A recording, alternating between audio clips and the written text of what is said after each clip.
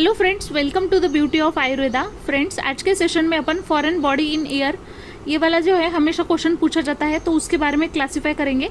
जो foreign bodies रहती है वो दो टाइप में क्लासिफाई करी गई है, एक लिविंग और नॉन लिविंग। लिविंग मतलब जैसे वेरियस उसमें इंसेक्ट आ गए, मस्कीटो, कॉकरोच, मैगोट्स, एंड्स। और नॉन लिविंग में दो टाइप्स बनाए हैं, हाइग्रोस्कोपिक, नॉन हाइग्रोस्कोपिक। जो हाइग्रोस्कोपिक है उसमें various seeds, grains, peas, wheat, maize आ गए। और जो नॉन हाइग्रोस्कोपिक है उसमें slate, pencil, chalk, stones, plastic pieces, broken match sticks, ये सारी चीजें आएंगे। मतलब इसमें कोई भी वाटर का कंटेंट नहीं है, लेकिन ये जो हाइग्रोस्कोपिक है जिसमें वाटर होल्डिंग कैपेसिटी रहती है, ऐसे सारे जैसे सीड ग्रेन वगैरह है ना, उसको मैनेजमेंट कैसे करेंगे। सबसे पहले तो फोर्सेप रिमूवल, मतलब जो फोर्सेप है उससे रिमूव करेंगे। सिरिंजिंग भी कर सकते हैं, पोस्ट ऑरल अप्रोच भी रहता है इसमें, as some of the method of removing foreign body. Living जो अगर है फॉरेन बॉडी, समझो लिविंग है, कॉकरोच, इंसेक्ट ऐसा कुछ है, तो पहले उसको किल किया जाता है। किस पे? इंस्टिलिंग ऑयल, स्पिरिट और water, and then removed by any above method. मतलब पहले मारेंगे, उसको निकालेंगे, बाद में अदर मेथड से उसको बाहर निकालेंगे।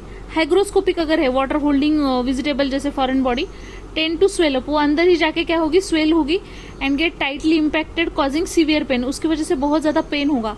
And they may shrunk using glycerine and removed by forceps, मतलब उसका यूज किया जाता है, उसको पहले तो श्रंक करेंगे, क्योंकि अगर बड़ी है उसको निकाल नहीं सकते इजीली ना, क्योंकि अंदर जाके हार्म हो सकता है ना, इसलिए उसको पहले श्रंक करके फिर निकालेंगे। और श्रंक करने के लिए ग्लिसरीन यूज करेंगे।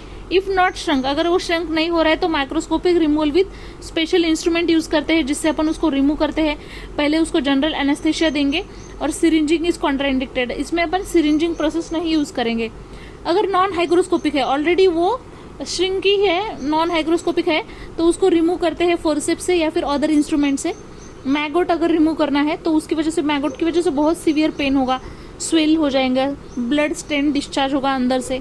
एंड फर्स्ट किल्ड बाय, उसको पहले कैसे किल करेंगे, इंस्टिलिंग क्लोरोफॉर्म वाटर, पहले क्लोरोफॉर्म वाटर से उसको मारेंगे एंड रिमूव करेंगे फिर फोर्सेप से।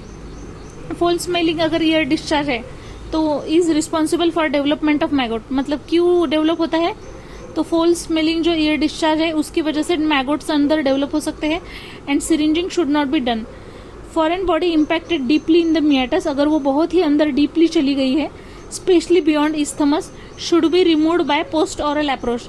तो उसको कैसे रिमूव करते हैं, पोस्ट ऑरल अप्रोच से। इसमें general anaesthesia should be used.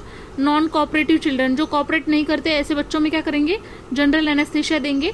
Deeply impacted FB, और in those where earlier attempts have failed, मतलब आगे पहले कुछ किया है अपन ने लेकिन वो सक्सेस नहीं हो पाया है, या फिर वो बहुत डीपली चली गई, तो उसमें देंगे ये सारी चीजें। इसकी वजह से कॉम्प्लिकेशंस भी हो सकते हैं, जैसे लैसरेशन ऑफ वॉल हो सकता है, परफोरेशन ऑफ टिम्पेनिक मेम्ब्रेन हो सकता है, pushing FB in the middle ear, ऐसे भी हो सकती है चीजें।